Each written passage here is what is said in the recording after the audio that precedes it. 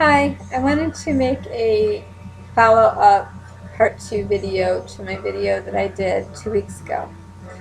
I wanted to start it by reading a chapter from a book, not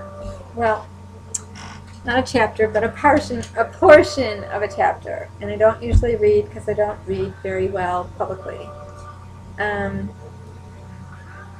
I wanted to read this and then discuss a little something. And hopefully it'll make sense after I read this. I'm reading from the book Sybil Exposed by Debbie Nathan. I know, I said I hated this book and everything, but I'm going to talk about this in a minute. First I want to say I want to give a public apology to Debbie Nathan, because although there was a lot that was thrown together with the John Jay archive and the letters, and although there were a lot of assumptions made by pieces of paper, interviews, scraps of paper, notes, progress notes, telephone conversations, interviews, although there were a lot of conclusions drawn and a lot of generalizations, there are some things that cannot be refuted. There are some things that were there in that archive that are true. And I think this goes to the weight of why there's so many multiples that are out here saying it's not like it is in the media, it's not like what you see in the media, or my therapist doesn't understand, that's not how I experience multiplicity, or it is different. It's because, yes, a medical model was made. I'm going to talk about that in a minute. First I want to read this, because I left my my last video at a weird stage where it was kind of like I was talking about if this isn't true, then the integration isn't true. If they were all little children in Shirley Ardell Mason's system, and then the integration was to have them all become the same age, then the integration was fake too. But I'm not calling Shirley Ardell Mason fake. I am saying, and I'm not saying that she wasn't multiple, I'm saying that there was a made-up kind of multiplicity that is still very prevalent today. And it is proven here, but it does not discount that there is multiplicity, and that some people do experience their life multiple from having had trauma, and some people don't experience their life multiple from having had trauma. Okay, so apologies to Debbie Nathan for my harshness, and now I'll just read from your book. Okay. I'm reading from chapter 13, entitled Impatience, from the second paragraph. Flora herself wasn't sure why Sylvia's story was different from Eve's. Flora Shriver, 3 Faces of Eve. Or if it could be made as exciting. Sylvia was the original title name of the story, Sybil. Eve's 3 personalities had strikingly defined characters. Sylvia, on the other hand, had 16 personalities, who were mostly the same age, preteens, who hardly seemed to have bodies. They only occasionally talked about what they looked like. Even Connie had trouble telling them apart. Well, I'm going to do another video about that later, because I think that's more the normal than not. I think it's more sublime than what we see in the media of alters, multiples, people in systems being oh so different. I think usually they're more alike than not alike. Okay. Flora realized she had too many people and not enough characters. This was a dilemma for a writer attempting to create sharply etched heroes and villains with a powerful supporting cast. She tried to flesh out Sylvia's alters by grilling Connie about them. Which are the strongest of the personalities? Vicky, Peggy, Mary? Are any of them ugly? Can they describe the body image at all of each of them? Are some brighter than others, kinder than others, more impetuous than others? Do they agree on religion, books, music, painting? Do they like the same people, hate the same people, have the same politics, enjoy the same things? And this is something I count very important. If S, speaking of Shirley, or Sylvia or Sybil, if S goes to the theater, do they all see the play? In other words, if you're multiple, you go to watch a movie, is everybody seeing the movie you're seeing? Or are they off doing something else?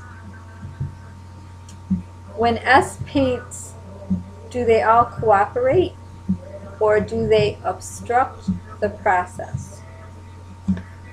This is very important, because it was only after these questions started coming that the late Shirley Ardell Mason and her system began to have conflict with one another and to perceive themselves as in different worlds and develop.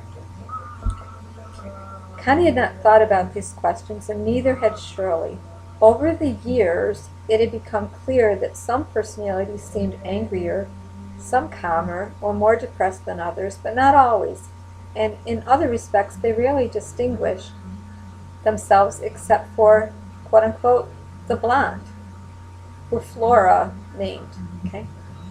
Who may have emphasized her hair color simply because by the time Shirley had the quote-unquote seizure, preceding her personality's, quote, final integration, Flora had already told her what information she needed about the alters in order to write a book.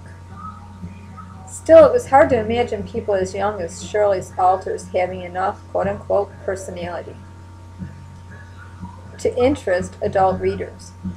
The problem was a very serious commercial point. Flora warned she didn't really think of the alters as selves anyways. She told Connie she imagined them more as extensions of moods, personality traits, family connections, periods of life, repressed desires, fantasies, abilities, character, but not physical entities. No, Connie insisted, and this is part of their correspondence. No. We cannot think of them as fantasy selves. She told Shirley then to come up with physical descriptions, and Shirley complied.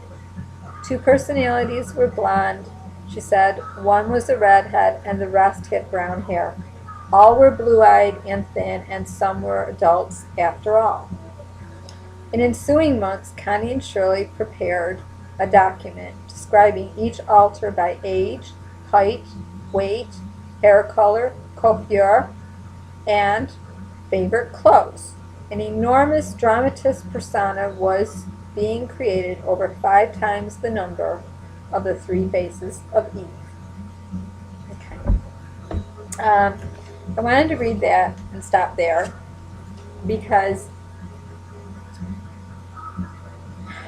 if a person goes to a therapist or psychiatrist to talk about being multiple, or they discover they're multiple with the DID MPD model as such, they're told by pioneer doctors such as Dr. Richard Kluft, Frank Putnam, Bennett Braun, Colin Ross, Dr. Cornelia Wilbur, so many, to map their system.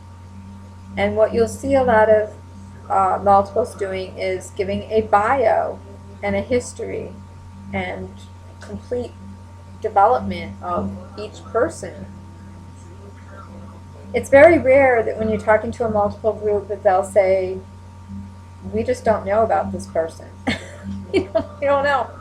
We don't know this person's name. We don't know much about their physical qualities. If they're in a DID MPD model, very rare that you would find people saying, we really just don't know. However, they might say, we're getting to know, or we're figuring out stuff about this person. But in groups that were featured in the article that I talked about last week that don't see themselves as disordered, often they do have a lot of people in their groups that they don't know a whole lot about, and they don't feel they have to find out everything at once. They don't have to have an answer. They can just say, I don't know right now. But because this was a movie and a book, it was conjured up. It had to have a reason, a middle, and a happy, tidy ending. And it had to make sense. The reason I think I reacted so strongly to this book is this. When Debbie Nathan said, paraphrase, what could be going on so horrible behind that house? That perfectly coiffured lawn, manicured lawn, white, no chipping paint, white, beautiful house, trees, neighbors. Nobody ever saw anything bad happen. And look, here's Shirley. She's just dressed so beautifully, every hair in place. Oh my gosh, she's coordinated. She's got the most expensive clothes, and she's got all these dolls and toys, and she's got her mother's umpteenth, attention. Her mother even walks her back and forth from school every day to lunch and back. Well, right away that raised red flags for me, because I was like, it's not okay to be a kid and not get dirty and to look this perfect all the time.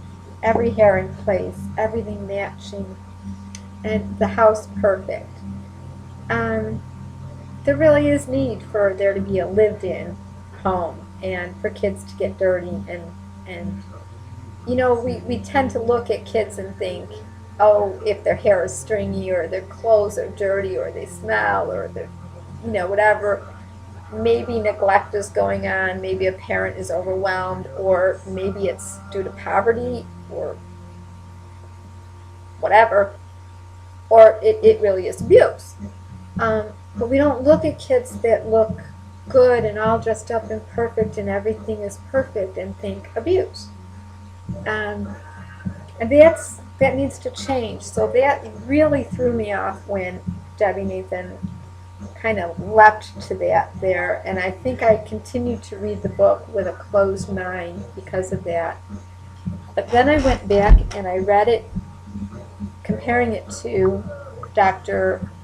Morton Prince's book, The Dissociation of a Personality, which is what the late Shirley Ardell Mason read in preparing to go see Shirley or Dr. Cornelia Wilbur, and then later, Dr. Cornelia Wilbur told her to read again when she asked for material. And then I read it comparing a book that I used in school called Woman, A Feminist Perspective by Jo Freeman. See all those hats, the different roles that women play? This is about the only book and a couple more that I kept from school. I used to get my books at Campus Connection, used books, and we were on the quarter system, so if we were studying like feminist therapy for 2 weeks out of our quarter in our syllabus, we might have one book to buy for that. If we were studying minorities and immigration the next 2 weeks in that quarter or week, we had a book for that. So sometimes we had up to 4 books to buy, and I would just sell them back. But this is one that I really kept because everything is in here, including hysteria, neuroses, and what MPD was thought to be back in the day, and just the evolving of women's roles. It's an excellent book, and I've also read it in comparison to Michael Kinney's book, The Passion of Ansel Bourne, Multiple Personality in American Culture.